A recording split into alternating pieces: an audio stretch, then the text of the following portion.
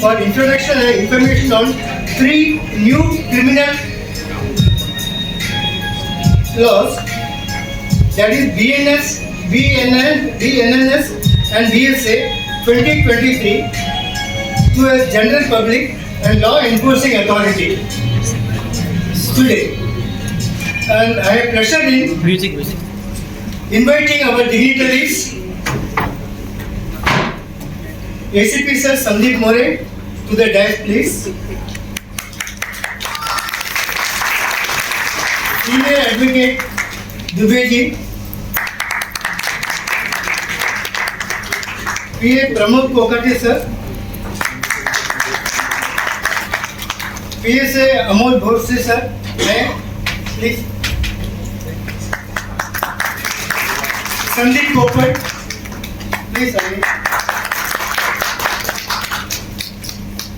Our senior PA Ajay sir is on the way. He will be coming in a few minutes. Meanwhile, we will start the session, and definitely it's an informative one. Please take the benefit of this. Thank you so much. I would now request take the floor. Thank you. बैठे हुए सम्मानित साहब, mic निकाल police station के वरिष्ठ अधिकारी, मुलुंड के सभ्य नागरिक, सभी को मेरा अभिवादन। जो आज का जो विषय है, यह आने वाले समय को ध्यान में रखते हुए जो नए कानून आए हैं, उस विषय में आम जनता को भी उसकी डिटेल जानकारी हो, लोगों को कानून के ज्यादा से ज्यादा तथ्यों का ज्ञान हो और आगे चल के उसका उपयोग हो, इसलिए यह अवेयरनेस का प्रोग्राम रखा गया है।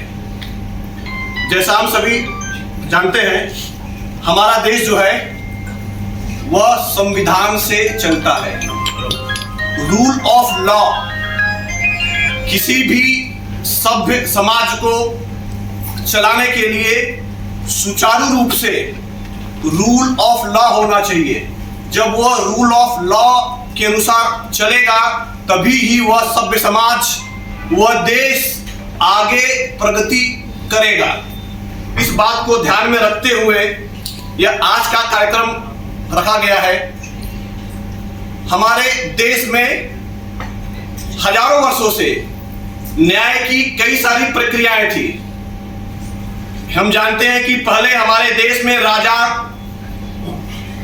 रूल करते थे, उनका एक न्याय करने का एक अलग पैटर्न हुआ करता था। अलग अलग स्टेट में अलग अलग हिसाब से न्याय की यंत्रणा थी। उसके बाद मुगल आए, उनका भी एक न्याय करने का अलग सिस्टम रहा। आधुनिक काल में ब्रिटिश जब हमारे देश पर आए, तो उन्हें हमारे देश में अच्छे से राज्य करना था, हमारे देश को अच्छे से कंट्रोल करना था। ज्यादातर 1853 के बाद उनके मन में ध्यान में आया कि जब तक हम भारतीय लोगों को बांधकर नहीं रखेंगे, तब तक हमारा रूल, तब तक हमारा राज्य ज्यादा समय तक नहीं चलेगा। इस बात का ध्यान उनको आने के बाद उन्होंने एक एक करके लॉ बनाना शुरू कर दिया, जिससे कि हमारे देश के लोगों को किस तरह से फिर से विद्रोह करने से रोका जाए। और उन्होंने कुछ सिस्टम भी बनाए जो कुछ अच्छे भी थे और कुछ उनके फेवर में थे, जो जिससे कि उनको अच्छे से रूल हो सके। हम देखेंगे ब्रिटिश ने इंडियन पिनल कोड 1860 8 साल के बाद, विद्रोह के 8 साल के बाद मैकाले और उनकी टीम ने भारतीयों को अपने कब्जे में करने के लिए, उनके एक्शन को रोकने के लिए जो सबसे इंपॉर्टेंट लॉ लाया वो है भारतीय दंड संहिता। अब इसे हमें नाम से ही अगर हम देखेंगे, उसका नाम है भारतीय दंड संहिता। नाम से ही उनका इंटेंशन हमें ध्यान में आता है। भारतीय दंड संहिता, इट्स अ दंड। हम शब्दों को बारीकी से ध्यान देंगे। दंड मीन्स उनको दंड देने वाली, क्योंकि यह विचारधारा था ब्रिटिश का कि हमें अगर किसी ने उनके लॉ का वायलेशन किया तो हम उन्हें दंड देंगे। यह ब्रिटिशों की मानसिकता थी और दुर्भाग्य से 1860 से 2023 तक यही मानसिकता हमारे देश में चलती रही, संविधान लागू होने के बाद भी, कि हमारे देश के नागरिकों को हमारा कानून दंड देता है। लेकिन पिछले दिनों नई सरकार ने उस मानसिकता को बदलने का प्रयास किया है। इसलिए आप जब देखेंगे जो नया कानून आया है उसका आईपीसी को जो रिप्लेस किया है उसका नाम दिया गया भारतीय न्याय संहिता। हम किसी को दंड नहीं देंगे, हम भारतीयों को दंड नहीं देंगे, हम भारतीयों को न्याय देंगे। यह न्याय है, यह इंटेंशन हमें समझना चाहिए। अंग्रेजों के मन में क्या था और आज संविधान लागू होने के बाद भारतीय संसद के मन में क्या है कि हमें हमारे देश के लोगों पे रूल नहीं करना है, हमें भारत को आगे ले जाना है और उनको न्याय कैसे मिले, इसीलिए हमें एक नया कानून बनाना है जिसका नाम रखा गया है भारतीय न्याय संहिता। इसी प्रकार से, और इसमें नाम का भी इंपॉर्टेंट है। इसमें ऐसा नहीं कहा गया है कि इंडियन न्याय संहिता, इंडिजिनस फीलिंग आनी चाहिए, भारतीयत्व का उसमें उद्बोध होना चाहिए। अंग्रेजों ने अपने हिसाब से, गुलामी मानसिकता के हिसाब से इंडियन पिनल कोड, उसमें कहीं भी भारतीय इंडियननेस की स्पिरिट नहीं थी। जो हमारी जो हजारों वर्षों से जो न्याय देने की परंपरा है, आप कोर्ट में जाएंगे तो कोर्ट के आगे लिखा होता है न्यायदान कक्ष, कहीं नहीं लिखा होता है कि पनिशमेंट रूम। लेकिन यह न्यायदान कक्ष जो है वह ब्रिटिश के देन, जो हमारी जो एंसिस्टर जो परंपरा है उस हिसाब से न्यायालय के सामने लिखा होता है न्यायदान कक्ष। तो इस भारतीय नेस, इंडियन नेस को ध्यान में रखते हुए 3 कानून, भारतीय न्याय संहिता जो आईपीसी का रिप्लेस किया गया है, भारतीय नागरिक सुरक्षा संहिता, अब कहेंगे क्रिमिनल प्रोसीजर कोड, माने क्रिमिनल कोड डील करने के लिए जो प्रोसीजर है उसका कोड। यह भी एक गुलामी वाली मानसिकता है, गुलामी की लैंग्वेज है, गुलामी की भाषा है, क्योंकि अंग्रेजों को हमें गुलामी मानसिकता में रखना था। लेकिन हमारे संसद ने उस भ्रम को तोड़ने के लिए भारतीय नागरिक सुरक्षा संहिता, भारतीय नागरिकों की सुरक्षा कैसे हो उसके लिए जो प्रोविजन है, सीआरपीसी का नाम रखा गया है भारतीय नागरिक सुरक्षा। We are here to safeguard you. और इसमें कहीं भी क्रिमिनल वर्ड नहीं है। तो यह जो संविधान का जो मेन स्पिरिट है कि हमारे यहां पे कोई क्रिमिनल नहीं है, हाँ गलतियां होती हैं, उसको हमें सुधारना है, लेकिन हमें क्रिमिनल नहीं है वर्ड। तो आप इस अमेंडमेंट के पीछे की जो मेन भावना है, मैं आपको उसको मैं आपके सामने लाने का प्रयास कर रहा हूं। इसका इंटेंशन क्या है, क्योंकि जब भी कोई कानून आता है या जब भी किसी कानून में बदलाव होता है तो पार्लियामेंट में उसकी प्रस्तावना आती है कि हमें यह कानून का बदलाव क्यों करना है, क्यों इस कानून में अमेंडमेंट, क्यों नया कानून क्यों लाना है, उसका रिक्वायरमेंट क्या था, उस रिक्वायरमेंट के पीछे लॉजिक होता है, रिक्वायरमेंट होता है, और नई नई चीजों जो अपडेट हो रही है उसको सेटिस्फाई करने की कुछ रीजनिंग होता है। तो बेसिकली हम जो कॉलोनियल मानसिकता में थे, दंड, क्रिमिनल, पनिशमेंट करना, या जो अंग्रेजों ने जो हम पे इंपोज किया था हमारी मानसिकता को गुलामी के तरह रखने के लिए, उसको ओवरकम करने के लिए हमारे संसद ने प्रस्ताव पारित किए। इसमें अगर हम देखेंगे तीनों एक्ट में सबसे अधिक अगर किसी में बदलाव हुआ है तो वह भारतीय न्याय संहिता में। हमें जो न्याय दान करना होता है उसकी प्रक्रिया में बदलाव जरूरी था। मर्डर, रेप जो भी क्राइम थे वह अंग्रेजों के समय भी हो रहे थे, तो उन्होंने जिस क्राइम को लिस्टिंग किया उनका क्राइम और आज के क्राइम में कुछ ही अंतर है, तरीकों में अंतर है, लेकिन उनको जो पनिशमेंट करने की जो प्रोसीजर थी वो काफी खराब थी, अमानवीय थी, और उनका उद्देश्य था कि हमारे देश पर ज्यादा से ज्यादा समय तक रूल करें। इसके लिए उन्होंने 124 सेक्शन ऐड कर दिया था उसमें। देशद्रोह कि अगर किसी ने भारत के सरकार के खिलाफ कुछ भी कहा तो वह देशद्रोह होगा और उसकी सजाए मौत होगी।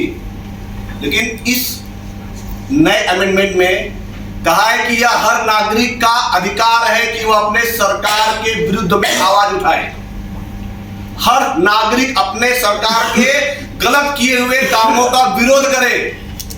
पुराने एक्ट में सरकारें इस पिछले कानून का दुरुपयोग करके देशद्रोह का केस दर्ज करके लोगों का मुंह बंद करवा रही थी, जो हमारे संविधान के मूल भावना के खिलाफ है। इसलिए नई संसद ने इस कानून को निकाल दिया। अभी पुराना देशद्रोह आज के समय में वह देशद्रोह नहीं रहा, उसका परिप्रेक्ष्य बदल गया है। मैं आपको एक एग्जांपल दे रहा हूं। बाकी सारे एक्ट ऑफ जो क्राइम है काफी सारे सिमिलर हैं। अगर मैं आपको तीनों कानून का अगर आपको मैं बंटवारा करूं तो सबसे ज्यादा चेंजेस, मोर देन 30% चेंजेस भारतीय न्याय संहिता में हुआ है।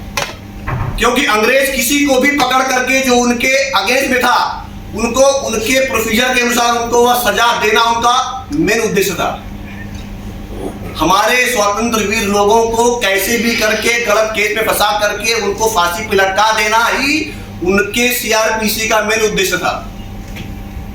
जब हमारे संसद में यह बात ध्यान में आई कि इसमें कई सारी इलीगैलिटी है जो आज हमारे संविधान के स्पिरिट के अगेंस्ट में है, तो उन सब चीजों को रिप्लेस किया गया। इसके लिए भारतीय न्याय संहिता में मोर देन 30% बदलाव है। और चूंकि जो क्राइम है उसका जो प्रोसीजर है उसमें कुछ ही स्तर तक बदलाव हुआ है। जैसे कि उस समय उतना इलेक्ट्रॉनिक मीडियम नहीं था, उस समय टेक्नोलॉजी नहीं थी, उस समय सिर्फ पेपर वर्क था। लेकिन आज के समय में हम बहुत आगे निकल गए हैं। हम सभी लोग अपने दिनचर्या में रोज हमेशा टेक्नोलॉजी का यूज करते हैं। लेकिन 2023 तक वही लॉ चालू था जो 150 साल पुराना लॉ है। तो इसलिए नए कानून को बनते समय आज का जो परिप्रेक्ष्य है, आज का जो हमारा जो स्टेटस है, आज की जो हमारी गतिविधि है इलेक्ट्रॉनिक, उनको जोड़ा गया है। इसलिए भारतीय न्याय संहिता में एटलीस्ट 30% चेंजेज है।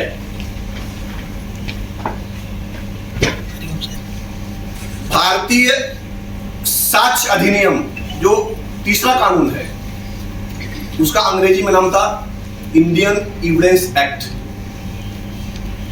उसका अंग्रेजी वर्ड में नाम नहीं दिया गया है, तीनों कानून का नाम भारतीय नाम दिया गया है। No shortcut. सभी को जम्मू कश्मीर से लेकर के कन्याकुमारी तक सभी को भारतीय साक्ष्य अधिनियम ही बोलना पड़ेगा।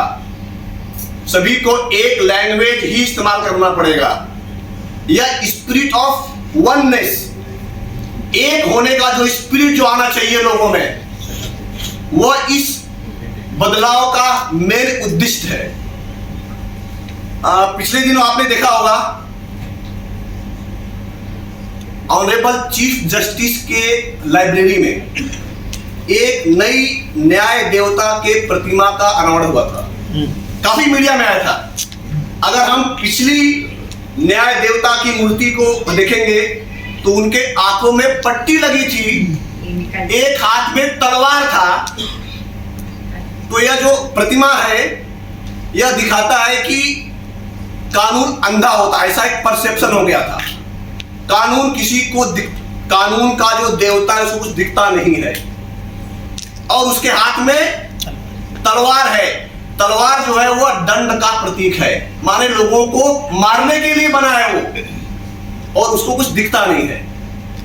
यह अंग्रेजों का जो परसेप्शन था, कैसे मुझे रूल करना है, मार मार के रूल करना है, वह उसकी प्रतिमा थी। माननीय chief justice of supreme court of India ने उस मूर्ति को अंदाजे 2-3 महीने हो गए, उसके स्वरूप में बदलाव किया, और जो नया स्वरूप आया है उसमें आंखों में पट्टी नहीं है, उनके हाथ में तलवार नहीं है, उनके हाथ में संविधान है। यह दिखाता है कि कानून संविधान के चश्मे से देखकर न्याय करेगा, इसलिए उनके आंखों में पट्टी नहीं है। पहले जो इंग्लैंड की जो प्रिंस बोलती थी उस हिसाब से न्याय होता था, इसलिए उसकी आंखों में पट्टी था। अब जो संविधान कहेगा उस हिसाब से न्याय होगा, संविधान को देख करके न्याय होगा, इसलिए हमारी न्याय की देवता की आंखें खुली हुई है, और उनके हाथों से तलवार निकाल दिया गया।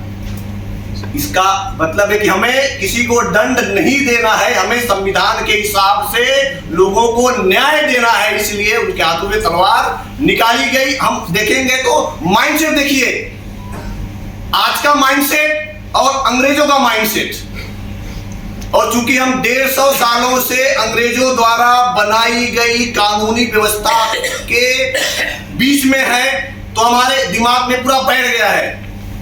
300 का मतलब मर्डर, 376 मीन्स रेप, एकदम बैठ गया है। और हम अगर लेमैन की लैंग्वेज में, चूंकि हम सभी आम आदमी हैं ज्यादातर, तो हमारे मन में जो परसेप्शन बैठा हुआ है कि अंग्रेजों ने जो कानून बनाए थे काफी परफेक्ट था, इसलिए इतना समय तक वो कानून चलता रहा। कुछ हद तक उन्होंने हमें कंट्रोल करने के लिए कानून अच्छे बनाए थे, लेकिन समय की मांग थी कि बदलाव हो, लेकिन वह समय समय पे बदलाव नहीं हुआ।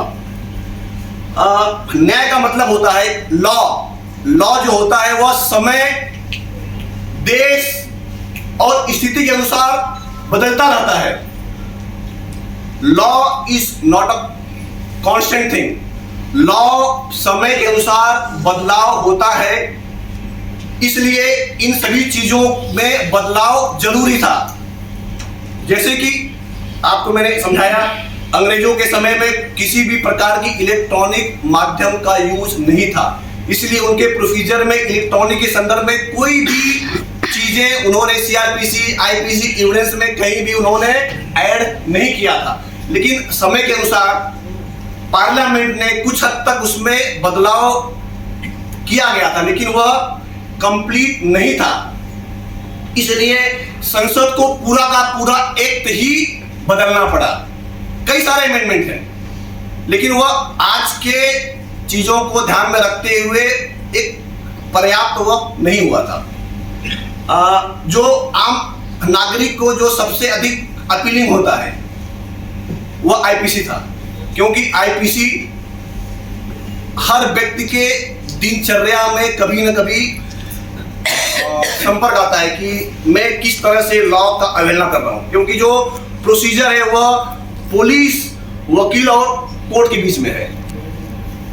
आईपीसी आम आदमी को इफेक्ट करता है, तो इसलिए आम आदमी आईपीसी और आज के समय में भारतीय न्याय संहिता की मैं आपको थोड़ा सा इसमें बदलाव क्या हुआ है, और पिछला अंग्रेजों के समय में क्या था और आज क्या है।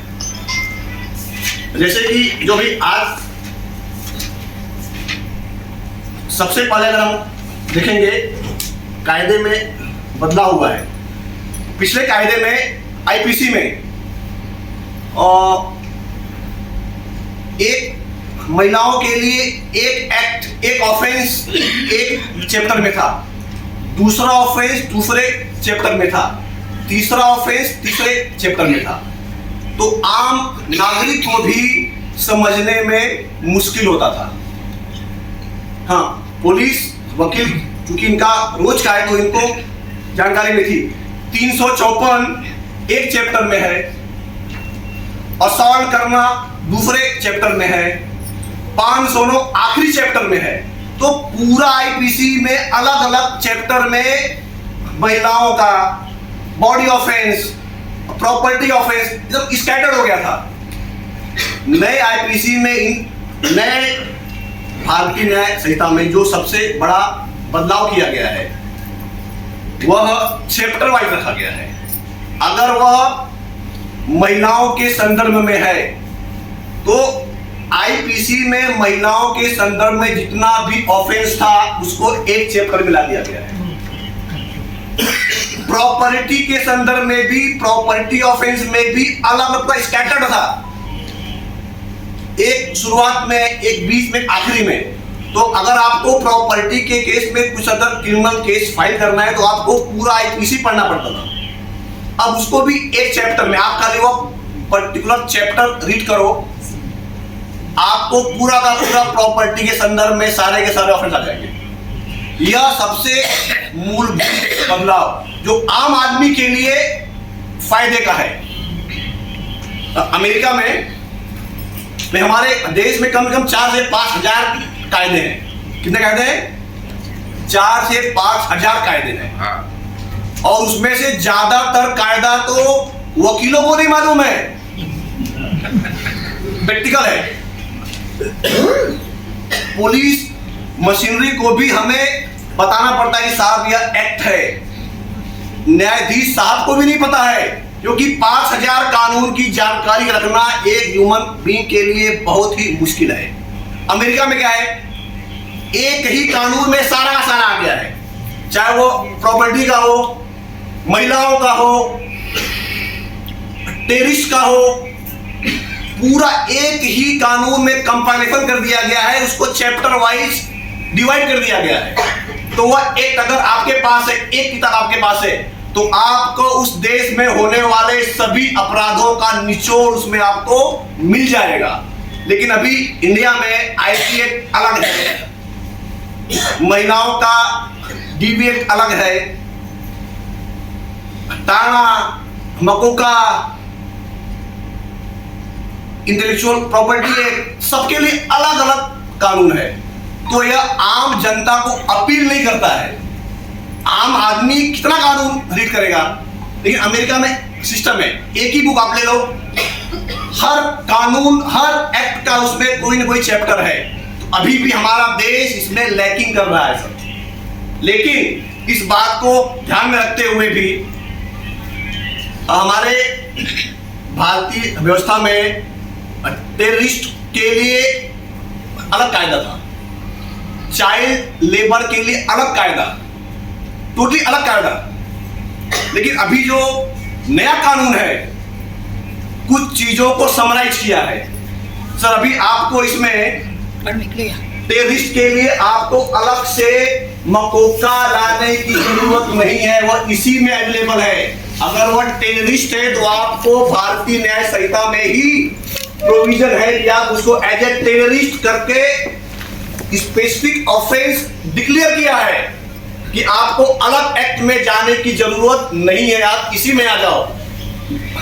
नीड ऑफ आवर, जो अमेरिका में जो सिस्टम है कि एक ही किताब में ज्यादा से ज्यादा ऑफेंस इंक्लूड हो, आम आदमी को ज्यादा से ज्यादा किताबें पढ़नी न पड़े, आम आदमी को 5000 किताबें पढ़नी न पड़े, क्योंकि हर एक ऑफेंस के लिए, हर एक सेक्शन ऑफ ऑफेंस के लिए अलग अलग किताबें हैं। लेकिन अभी ज्यादातर ऑफेंसेस को इसमें समराइज किया गया है। टेररिस्ट और चाइल्ड लेबर एक्ट के लिए आपको अलग कानून है, अभी उसको इसमें इंक्लूड किया गया है। मैंने आपको लगता है कि कोई भी गैर कानूनी चीज हो रही है जो एक देश के लिए, हमारे बच्चों के लिए, हमारे संविधान के लिए कुछ अगर खतरा है तो उसका अभी के भारतीय न्याय संहिता में कहीं ना कहीं प्रोविजन होगा, जो आईपीसी लैकिंग कर रहा था। ज्यादा से ज्यादा ऑफेंस को इंक्लूड करने का प्रयास संसद के द्वारा इस कायदे में किया गया है। अब आपको मैं कुछ आपके काम का चीज, आप यहां पर आए हो तो आपके मन में होगा कि मैं 1 घंटा लेक्चर सुनूंगा, लेकिन हमें जानकारी क्या मिलेगी, मैं क्या लेके आऊंगा वहां से। तो आपके जानकारी की बात अभी मैं आपको बता रहा हूं। आईपीसी में सिर्फ सजा देने का ही प्रावधान था। अंग्रेजों का मानना था कि लोगों को डरा करके रखो। नए कानून में है कि नहीं, अगर आपने गुनाह किया है तो आपको कम्युनिटी सर्विस करो, लोगों की सेवा करो। जाओ आप सेवा करो, आपको हम माफ कर देंगे, आपको हम जेल में नहीं डालेंगे। यह जो मानसिकता जो बदला हुआ है, क्योंकि भारतीय हमारे हैं, भारतीय को हमें न्याय देना है, तो सभी को दंड करके काम नहीं बनेगा, लोगों को सुधरने का मौका दो। तो एक वर्ड आया है कम्युनिटी सर्विस। आपने किसी को बदनाम कर दिया, आपने छोटा सा चोरी किया, 6 तरीकों के जो ऑफेंस है, पेटी ऑफेंस अभी जस्ट शुरुआत है। अगर बड़े ऑफेंस में अगर कम्युनिटी सर्विस हो जाता तो यह हमारे लिए नुकसान होता, क्योंकि बड़ा क्राइम करके लोग कहते भाई हम we are ready for community service, तो क्राइम का रेट बढ़ जाता। तो जस्ट देखने के लिए कि लोगों का रिस्पॉन्स क्या है, तो पहली बार भारतीय न्याय, आधुनिक न्याय व्यवस्था में कम्युनिटी सर्विस। चोरी किया, क्योंकि ऐसा भी होता है कि कुछ लोग क्राइम मजबूरी में कर देते हैं, ऐसा भी होता है। कभी कभी क्राइम लोग अनजाने में कर देते हैं। अगर ऐसा हुआ है तो आपको पनिशमेंट अगर आपने दिया तो आप उसमें अन्याय कर रहे हो। इस बात का एहसास अंग्रेजों के आईपीसी में नहीं था। आज के भारतीय न्याय संहिता में इस एंगल को भी देखा गया है, गंभीरता से लिया गया है, और इसके लिए कम्युनिटी सर्विस जो सबसे इंपॉर्टेंट एस्पेक्ट इस जो नया अमेंडमेंट आया है। आपने अगर छोटी कोई चोरी कर लिया, सपोज किसी को भूख लगी है, उसके पास पैसे नहीं है, उस बेचारे ने पेट भरने के लिए चोरी कर लिया, तो क्या आप उसको जेल में डालेंगे? मानवीय एंगल से नहीं, लेकिन कानूनी एंगल से एस। लेकिन अब यह नहीं है, क्योंकि अब हमारा न्यायिक व्यवस्था भी कहता है कि अगर कोर्ट के सामने ऐसा अगर कोई दृश्य आ गया कि उसने ऑफेंस किया है, लेकिन इट वाज हिज नीड और it was he was not aware that by this means, इस एक्ट के द्वारा वो ऑफेंस है, तो कोर्ट उसको कम्युनिटी सर्विस में डाले instead of sending in jail. तो यह हमारे, इसीलिए इसको नाम दिया गया है भारतीय न्याय संहिता। तुमने गुनाह तो किया है in the eyes of law, लेकिन आपको हम न्याय देंगे, आपको हम सजा नहीं देंगे। इसके पीछे का जो लॉजिक ऐसा ही है। अब तक क्या था, कई सारे लोग भारत के बाहर बैठ करके भारत के विरोध में साजिश रचते थे, और हमारी कानून व्यवस्था, अंग्रेजों द्वारा बनाई गई कानून व्यवस्था में हम उनका कुछ नहीं कर सकते। बहुत सारे लोगों ने हमारे देश का नुकसान किया है। पाकिस्तान में बैठ करके, अमेरिका में बैठ करके, कनाडा में बैठ करके हमारे भारत के विरोध में गतिविधि चलाते हैं, लेकिन हमारा जो कानून था कि अगर आपने इंडिया में नहीं किया तो हम कैसे ऑफेंस ले लें। उनका एक बाहर ही है, उनकी रचना भी बाहर है, उनका एक्ट भी बाहर है। तो हम भारतीय कानून में अब तक उनके ऊपर कार्रवाई नहीं कर सकते थे।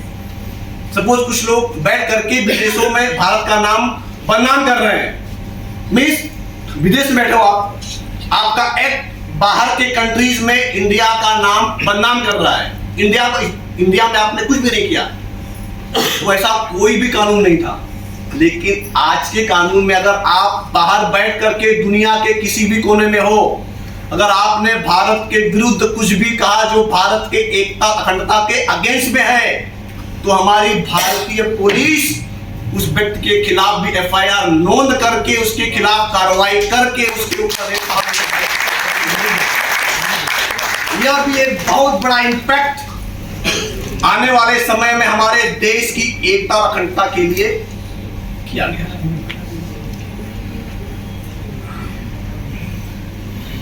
महिलाओं के संदर्भ में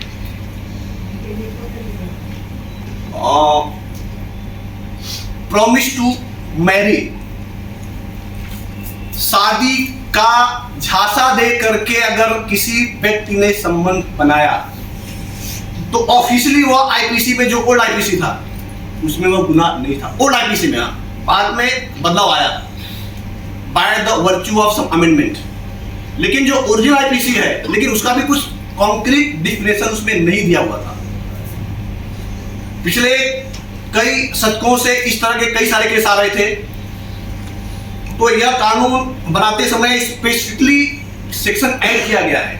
अगर किसी ने शादी का झांसा दे करके किसी महिला के साथ संबंध स्थापित, स्पेसिफिक सेक्शन दिया गया है। भले इस तरह का एक प्रोविजन था, परसेप्शन था, पुलिस एफआईआर भी लेती थी, उसमें 420 भी ऐड करती थी, लेकिन अभी 420 से ऐड करने का रिक्वायरमेंट नहीं है। डायरेक्ट आप इसी वक्त तरह अगर उसने शादी के लिए आपको प्रलोभन दिया, आपके साथ शारीरिक संबंध बनाए, तो एक अलग ऑफेंस या महिला सशक्तिकरण के लिए भी इसमें काम किया गया है। अलग से आपको उसको 420 प्रूफ करने की आवश्यकता नहीं थी। अभी तो कई सारे जजमेंट आ गए थे सुप्रीम कोर्ट के कि अगर आपस में बातचीत हो रहा है, कई समय से दोनों साथ में है, तो यह ऑफेंस नहीं है, ऐसा करके सुप्रीम कोर्ट के कई सारे जजमेंट है। इस कारण से महिलाओं में बैठा गई थी कि अगर हम पे ऐसा अन्याय होता है तो सुप्रीम कोर्ट भी हमारा साथ नहीं दे रहा है bye the virtue of reformative law. लेकिन अभी इस लॉ में स्पष्ट है, अगर किसी ने इस तरह का मिसकॉन्डक्ट किया, अंदर जाना ही है, सुप्रीम कोर्ट भी वो नहीं पाएगी।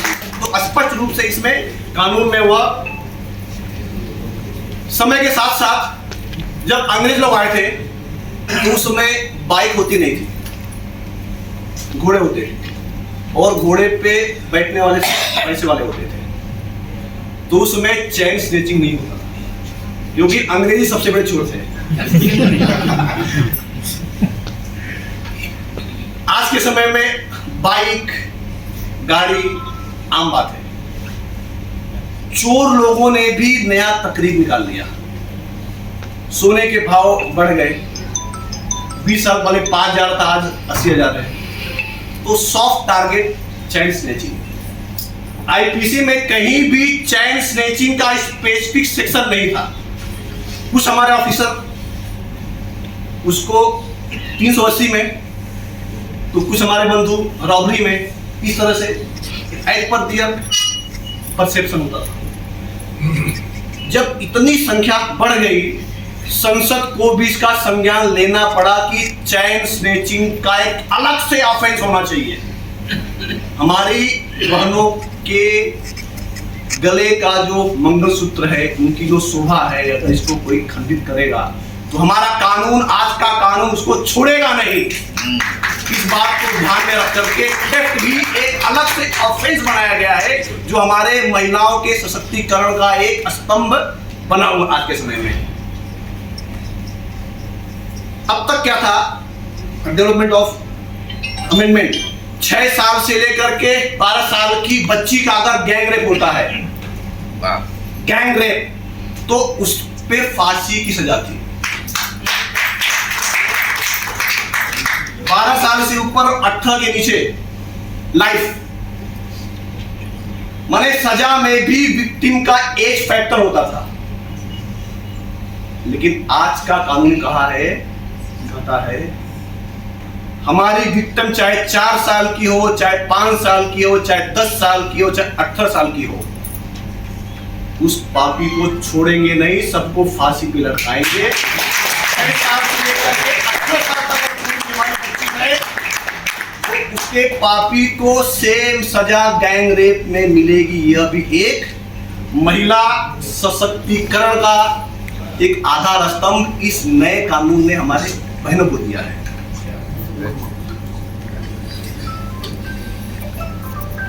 देखते कि किसी दुकान पे आपने देखा होगा कि लोग सस्ता लेबर करके बच्चों को हायर कर देते थे, 10 साल के बच्चे, 12 साल के बच्चे।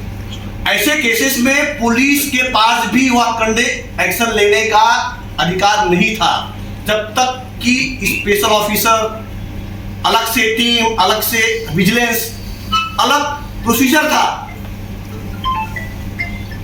जब तक उसका लंबा चौड़ा कायदा था, जब तक आप उस कायदे को फॉलो नहीं करोगे, आप किसी की दुकान में जाकर के उस बच्चे का एज क्या है जो लेबर है आप पूछ नहीं सकते थे।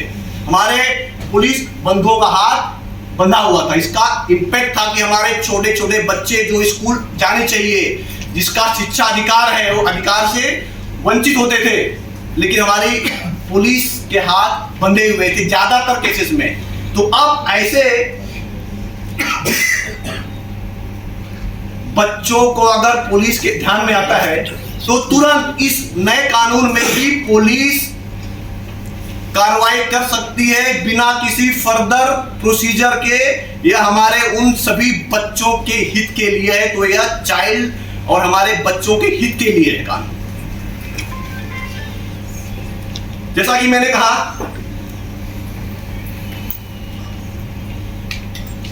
क्राइम का स्वरूप और इंपैक्ट समय के अनुसार बढ़ता गया। टेररिस्ट, हमारे देश में हम मुंबई वालों ने कई सारे आतंकी हमले झेले हैं। उनको रोकने के लिए समय समय पर नया नया और बहुत स्ट्रॉन्ग कानून लाया गया। उस कानून में बहुत सारे प्रोसीजर एस्पेक्ट्स थे, वह आईपीसी में नहीं थे। पुलिस सिंपल उन टेररिस्ट को पकड़ करके as per existing normal act में सजा नहीं दे सकती थी। पुलिस को लंबे चौड़े प्रोसीजर, एसपी, डीएसपी लेवल के अधिकारी का उसमें इन्वॉल्वमेंट था। में कई सारी लैकुना होने की संभावना होती थी और इसका फायदा उन आतंकवादियों को होता था जो ऐसे लैकुना का फायदा लेकर के छूट जाते थे, क्योंकि उनके लिए अलग कानून था।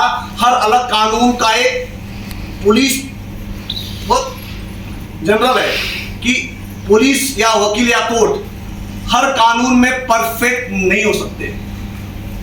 जितना कायदा है उतना हमको इम्परफेक्शन की तरफ ले जाता है। उसका फायदा आतंकवादी लेते थे। इस बात का भी ध्यान रख करके हमारे संसद ने प्रस्ताव पारित किया इस कानून के तहत कि अब जो भी आतंकवादी गतिविधि होगी, हमारा एक ऑर्डिनरी पुलिस भी उस पर कार्रवाई कर सकता है। तुम आतंकवादी तुमको बचने देंगे नहीं, तुमको जेल के पीछे डाल के रहेंगे। और उसके लिए हमारे पुलिस के हाथ में जो हथियार चाहिए वो हथियार इस कानून में दिया गया है। तो हमारे देश की रक्षा का भी इसमें प्रावधान है कि हम कैसे ज्यादा से ज्यादा अपने देश की रक्षा को सशक्त करें और पुलिस को ज्यादा से ज्यादा कैसे हम पावर दें, इसका भी हमें इसमें समागम देखने को मिलता है।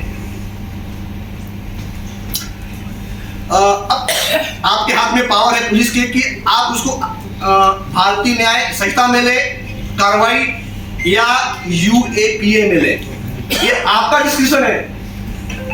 आप उसको आईपीसी में ले सकते हैं। इसमें भारतीय न्याय संहिता आपको प्रोसीजर नहीं करना है। आपका एक ऑर्डिनरी कांस्टेबल भी केस शुरुआत करे, नहीं तो भले बड़े स्तर पे होता लंबा प्रोसीजर, कन्फेशन के लिए लंबे चौड़े प्रोसीजर, उसको सिद्ध करना मुश्किल 10-20 साल लगते थे एक आतंकवादी के केस को सिद्ध करने के लिए, क्योंकि लंबा चौड़ा प्रोसीजर था, अलग से कोर्ट था। इसका फायदा आतंकवादियों को होता था। लेकिन अब से वह आतंकवादी, वह देशद्रोही बच नहीं पाएंगे, क्योंकि हमारे पुलिस के हाथ में नया डंडा मिल गया है। तो यह हम सभी के लिए भी एक सुकून का विषय है कि आने वाले समय में टेररिस्ट एक्टिविटी कम होगी ही।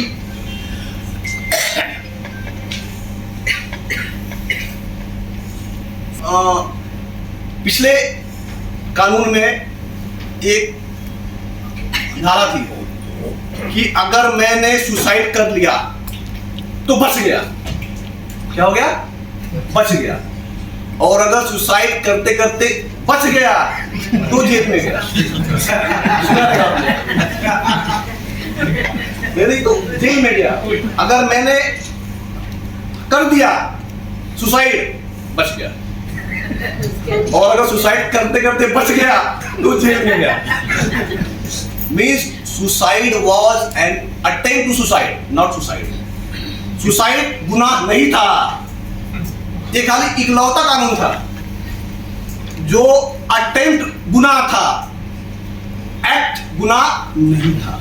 अगर वो एक्ट अगर कंप्लीट हो गया गुनाह नहीं है, सिर्फ आधा हुआ गुनाह हो गया। यह अंग्रेजों की देन थी। लेकिन अब ऐसा है कि अगर आपने अटेम्प्ट टू सुसाइड किया तो यह ऑफेंस नहीं रहा। सरकार समझती है कि आपके दिमाग में गड़बड़ी है। यह हमारा संसद समझता है कि आपके मानसिकता में गड़बड़ी है, तो आपको दवा के लिए भेजा जाएगा। पहले जेल, अब हॉस्पिटल। जाना तो है। तो उसको मेंटल हेल्थ एक्ट के तहत सरकार की जिम्मेदारी है। अगर किसी ने सुसाइड किया है तो जेल मत भेजो, क्योंकि हमें यहाँ पे लोगों को दंड नहीं देना है। उसके पीछे कुछ कारण होगा उसका, आप कारण समझो। आर्थिक कारण, शारीरिक कारण, पारिवारिक कारण, उसको दूर करो। मानसिक कारण, क्योंकि हमें यहाँ पे दंड नहीं देना है, हमें न्याय देना है। सम्मानित डीसीपी साहब आ गए।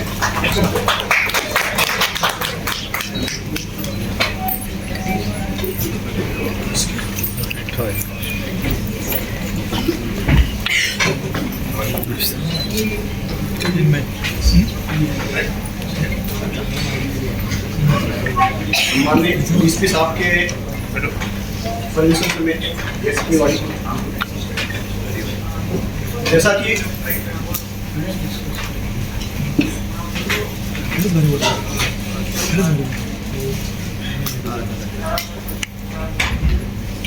आपके ध्यान में आ रहा है सब? क्योंकि लॉ बोरिंग है। आप बोल हो रहे क्या? नहीं बोल हो रहे आप लोग? नहीं। काम की चीज बता रहे हो। आज अगर किसी ने सुसाइड का अटेम्प्ट किया तो आपको मेंटल हेल्थ एक्ट में आपका इलाज होगा, आपको दंड नहीं मिलेगा, आपको न्याय मिलेगा। सरकार उस चीजों को जानना चाहेगी कि उसका कारण क्या है, आपने सुसाइड क्यों किया। लेकिन एक बात और है, हमने देखा होगा कि कुछ लोग पुलिस यंत्रणा को दबाव डालने के लिए सुसाइड का नकली नाटक करते हैं। अब यह नाटक नहीं चलेगा। अगर किसी ने पुलिस यंत्रणा पे या सरकार के किसी भी यंत्रणा को पर्सनल स्वार्थ के लिए दबाव डालने का प्रयास किया और कहा कि अगर आपने यह काम नहीं किया तो मैं सुसाइड कर लूंगा या कर लूंगी, तो आपको अस्पताल नहीं, आपको जेल जाना पड़ेगा। यह इसमें स्पष्ट रखा गया है। आप एग्जेम्प्टेड नहीं हो, आधा एग्जेम्प्टेड हो, तो भी पुलिस पे दबाव लाना बंद करना चाहिए। जो ऐसे प्रकृति के लोग हैं उनके लिए, क्योंकि संसद ने महसूस किया कुछ लोग आंदोलन के नाम पे, कुछ लोग खाना छोड़ने के नाम पे कि यह काम होना ही चाहिए, भले ही वह काम देश के हित के विरुद्ध में है, फिर भी सरकार को प्रेशर देने के लिए, डिपार्टमेंट को प्रेशर देने के लिए इस तरह से एक्ट होता था कि मैं सुसाइड करने जा रहा हूं। और सरकार और पुलिस को दबाव में आकर के कुछ इलीगल काम भी करने पड़ते थे। लेकिन इस बात का जब हमारे संसद ने रियलाइज किया तो इसका कानून बना दिया, जो अंग्रेजों के समय में नहीं था, आईपीसी में नहीं है। तो कोई भी प्रेशर से काम नहीं चलेगा, आपस में सामंजस्य से ही काम चलेगा, क्योंकि न्याय सामंजस्य से मिलता है। न्याय परिषद से नहीं मिलता है। एक और भी बदलाव का जो एंगल है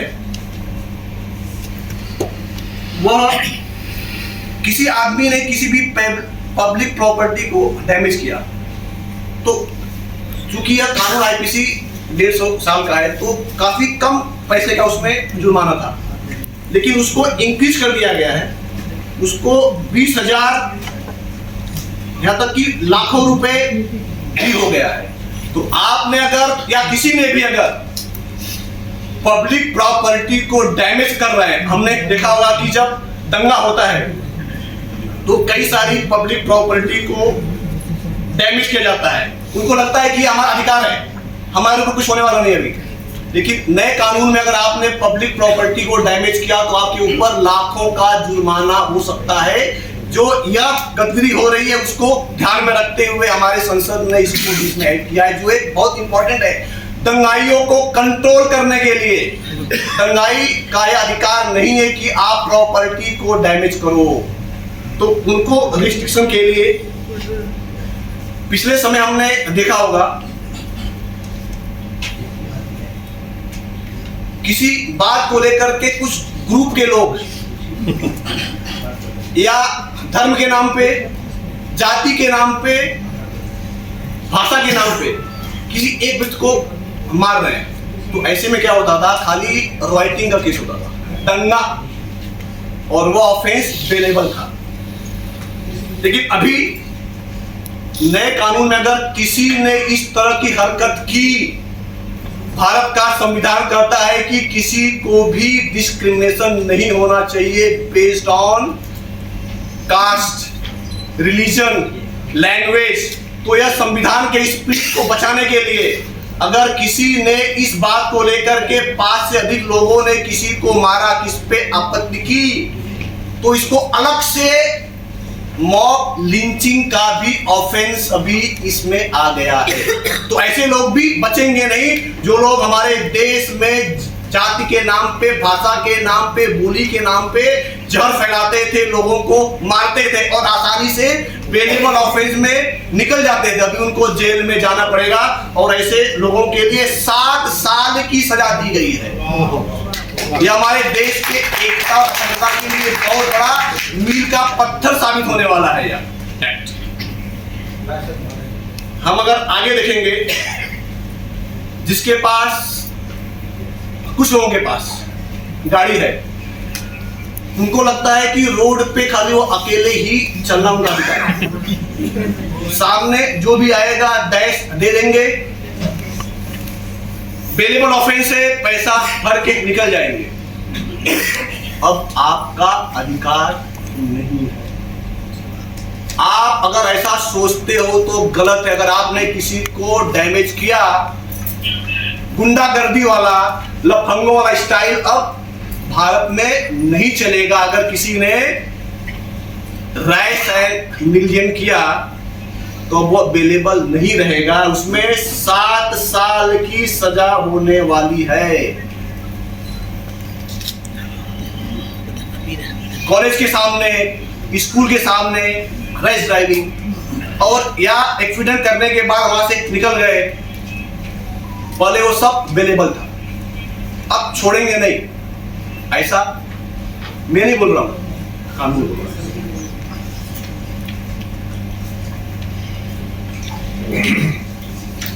तो बताया कि इसमें एक चोरी भी होता है, एक इसमें कुछ ऑफेंसेस ऐसे भी हैं। आपने अगर पहली बार किया तो आपको सेवा करो और निकल जाओ।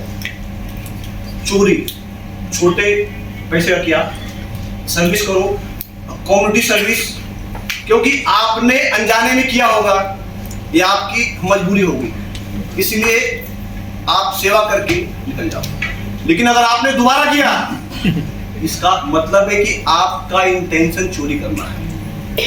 दोबारा यह कानून आपको छोड़ेगा नहीं, इसमें पनिशमेंट हो गया है। फर्स्ट बार बड़ा गुनाह माफ, दूसरा और उसके बाद का गुनाह माफ नहीं होगा।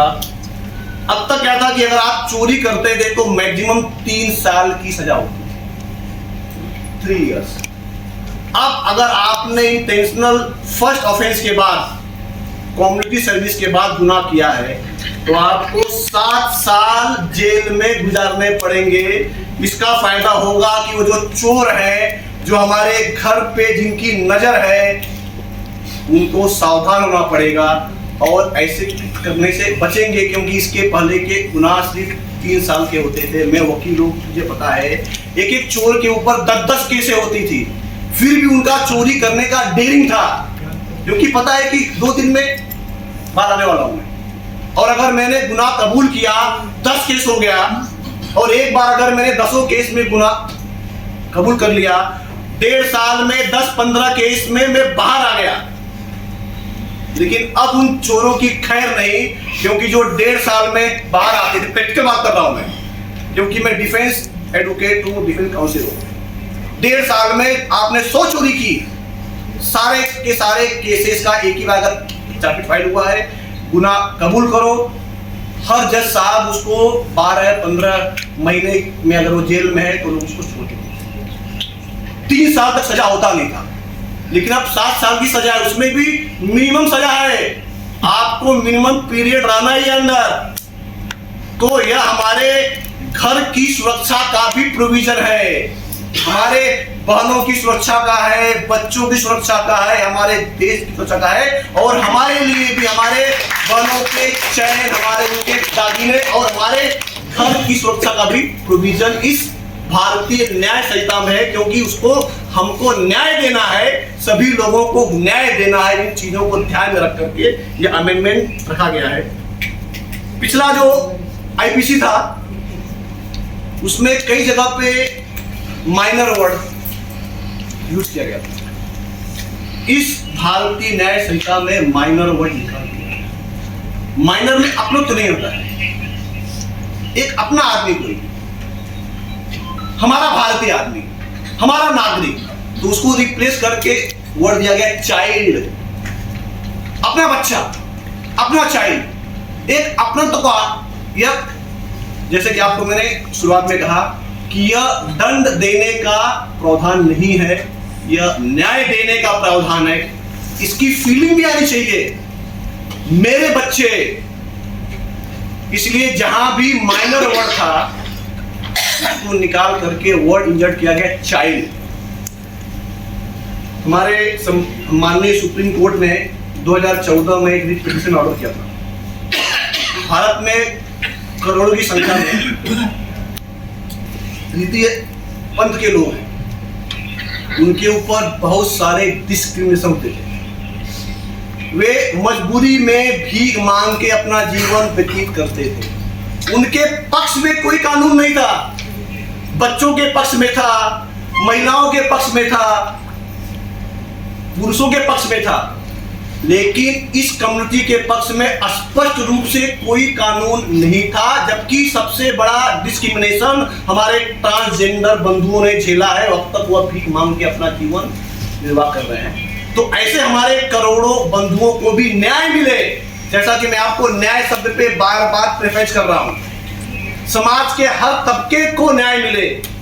इस बात को ध्यान में रखते हुए हमारे ट्रांसजेंडर लोगों के अधिकारों के संरक्षण के लिए भी इसमें स्पेसिफिक प्रोविजन रखा गया है, उनका स्पेसिफिक नाम डाला गया है। चाइल्ड और ट्रांसजेंडर जो 2 शब्द नए हैं, या इन कम्युनिटी को भी न्याय देने के लिए हमारे संसद ने किया है। पिछले आईपीसी में कई सारे वर्ड थे, ब्रिटिश इंडिया अभी भी चालू थे।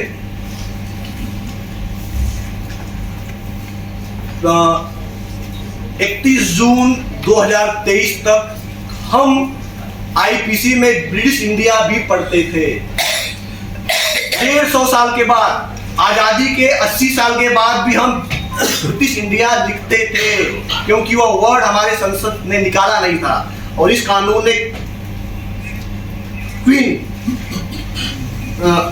ब्रिटिश इंडिया, यह जो शब्द थे जो कॉलोनियल को दर्शाते थे, इन शब्दों को निकाल दिया गया है। तो आज का जो भारतीय न्याय संहिता है, मेरे हिसाब से वास्तविक स्तर पर यह भारतीयों के लिए न्याय देने का इसमें सारा का सारा प्रावधान है। इसमें जो कुछ और भी जो कुछ मूलभूत बदलाव है, कई सारे ऑफेंसेस में पनिशमेंट को बढ़ा दिया गया है। काफी सारे हैं, अगर मैं उसको भी करूंगा तो काफी समय लग जाएगा। और ऐसे कई सारे ऑफेंसेस हैं जिनमें मिनिमम सजा नहीं थी। उसमें ऐसा लिखा हुआ आईपीसी में कि 1 दिन से लेकर के 3 साल तक, और फाइन ऐसे वर्ड थे तो आरोपी लोग फाइन दे करके भी छूट जाते थे। लेकिन नए कानून में, जैसे कि अगर आपने बच्चे को खरीदा भीख मांगने के लिए, अगर आपने गुनाह किया तो मजिस्ट्रेट को डिस्क्रिशन नहीं है, मिनिमम सजा देनी ही देनी है उसको। पहले 1 दिन भी होता था, और अब अगर ऐसा होता है तो आपको उस व्यक्ति को 7 साल तो जेल में रहना ही रहना है। पहले 1 दिन था, आज कम से कम 7 साल मजिस्ट्रेट साहब का डिस्क्रिशन निकाल दिया गया है कि आपको 7 साल से कम देना ही देना नहीं है। तो इसका भी हमारे बच्चों के जीवन पर एक अच्छा प्रभाव पड़ने वाला है। और ऑर्गेनाइज क्राइम, यह जो मिनिमम जो सजा लगी है सिर्फ कुछ सेक्शन पे लगी है, जो हमारे बच्चों को भीख मांगने के संदर्भ में है।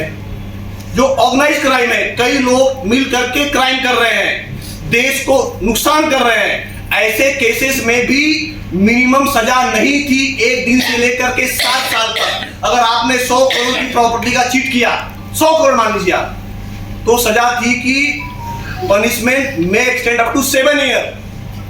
माने अगर जज साहब को लगता है कि 1 दिन होना चाहिए तो आप 1 दिन गए, लेकिन अब वह नहीं चलेगा। मिनिमम 1 साल 2 साल जो मिनिमम है वो जज साहब को भी देना पड़ेगा। जज साहब पे भी बंधन कारक है, ऐसे क्रिमिनल लोग छूटेंगे नहीं। यह हमारे देश के अर्थव्यवस्था के लिए बहुत मील का पत्थर साबित होगा। मिनिमम सेंटेंस,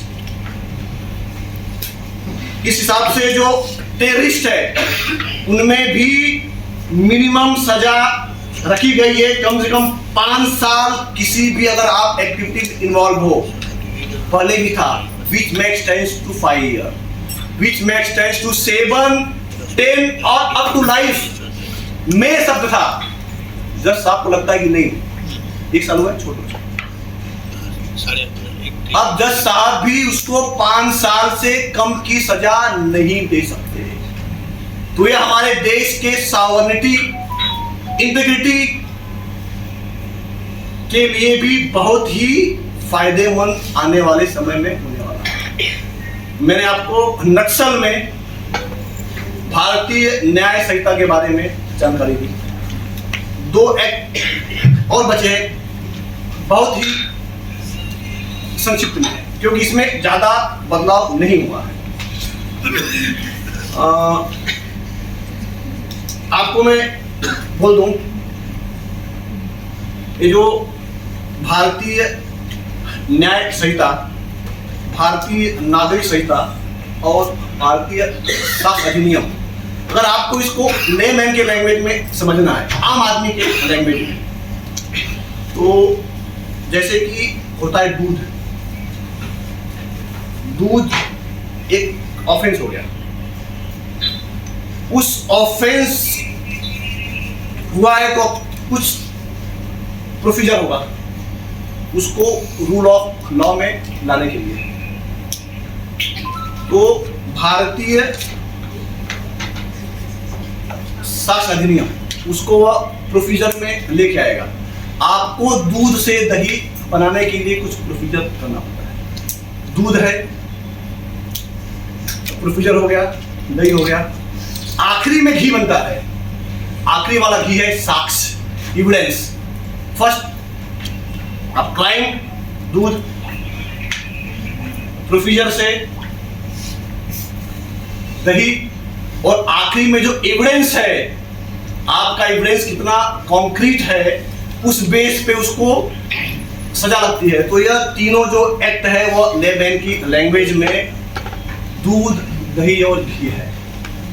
अगर दूध स्ट्रांग होगा और हमने उसको अच्छे से घी दही डालेंगे तो उसका रिजल्ट अच्छा होगा और उस व्यक्ति को सजा लगेगी ही। तीनों का कॉम्बिनेशन अनिवार्य है।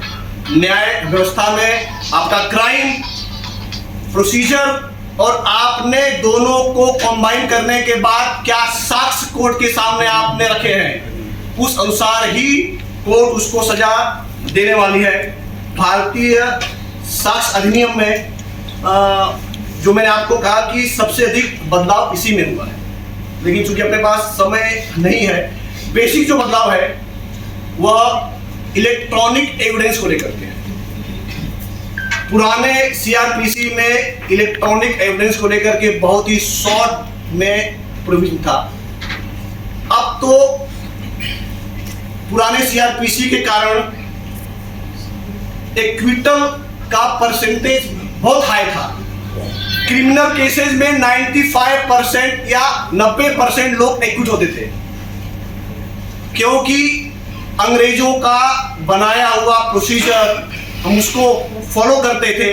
जो 1500 साल के पहले का जो प्रोसीजर था, जो समय था, उस बात को देख करके प्रोसीजर बनाया गया था। इस कारण से और आज के समय में काफी अंतर आ गया है। लोग काफी इंटेलेक्चुअल हो गए हैं, लोगों का माइंड बहुत तेज चलना शुरू हो गया है। इसका फायदा वकील और आरोपी इंक्लूडिंग मी ऑल्सो लेते थे।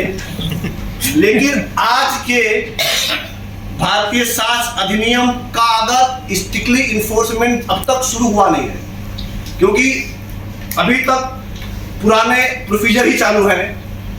4-5 साल के बाद आपको ध्यान में आएगा कन्विक्शन रेट सर बढ़ेगा, क्योंकि पंचनामा इंपॉर्टेंट होता है। किसी भी क्राइम का पंचनामा, सीजर पंचनामा, स्पॉट पंचनामा, रिकवरी पंचनामा, और इसी पंचनामा का प्रोसीजर में जो लूप होल है उसका फायदा वकील, उसका फायदा आरोपी लेकर के ज्यादा से ज्यादा एक्विटल होता था।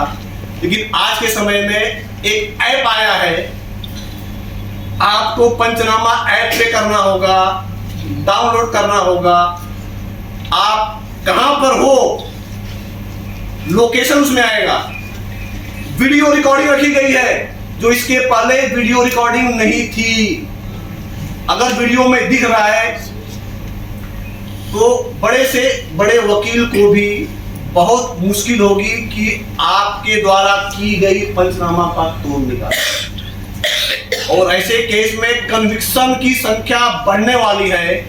इसका फायदा हमारे देश के लोगों को होगा।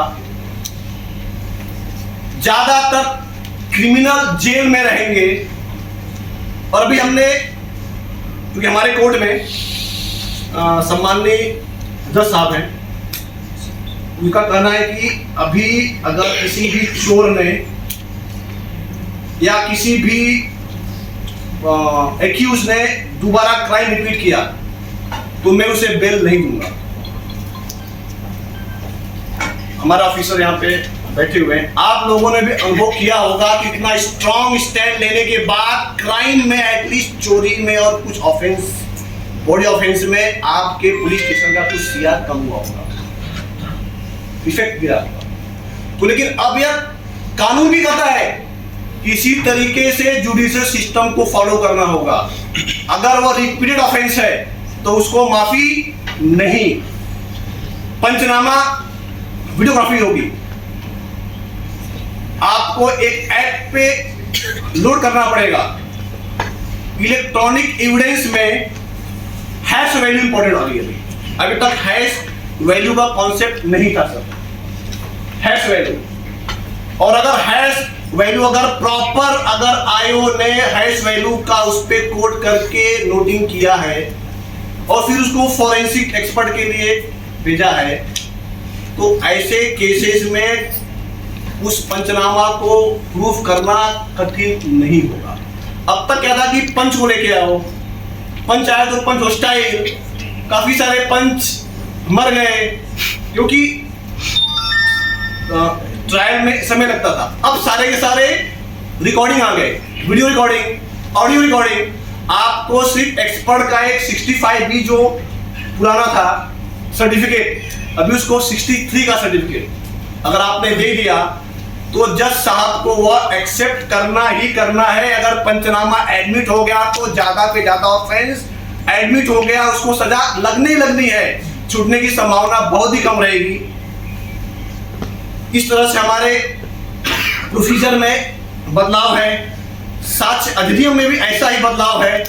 इलेक्ट्रॉनिक एविडेंस की उसको किस तरह से एडमिशन हो, बहुत ही हल्का प्रोसीजर हो गया है। इलेक्ट्रॉनिक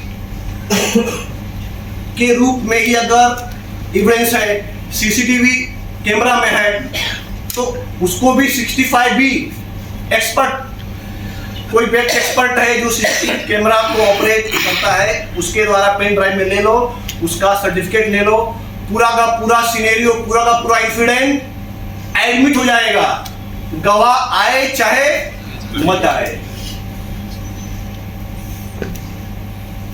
एक कहावत है, जुडिशियल नोट, द कोर्ट में take judicial note of any act. इस डिस्क्रिप्शन को पहले जज साहब ज्यादा यूज नहीं करते थे, लेकिन अब अगर ऐसा इलेक्ट्रॉनिक एविडेंस है जिसको फैब्रिकेशन होना बहुत ही मुश्किल, हर एंगल से अगर हमने प्रूफ कर दिया, तो court has to take the judicial note. और सर इसका इफेक्ट होगा कि आने वाले समय में कन्विक्शन रेट बहुत ही बढ़ने वाला है। क्रिमिनल जो हमारे टेररिस्ट हैं, इस एक्ट में उनका भी प्रोविजन है, वह बड़े मुश्किल से छूटेंगे। इसका ओवरऑल इम्पैक्ट हमारे देश की अखंडता, एकता, हमारे महिलाएं, हमारी बच्चियां, सबके जीवन पे होगा। और मुझे पूरा विश्वास है कि जब यह इसी स्पिरिट में, न्याय के स्पिरिट में जब यह कानून लागू होना शुरू हो जाएगा अच्छे से, as in the same spirit in which it has been enacted, तो वास्तव में हम सभी को न्याय जरूर मिलेगा, ये अपेक्षा है। इस अपेक्षा के साथ मैं अपने वाणी को विराम देता हूँ।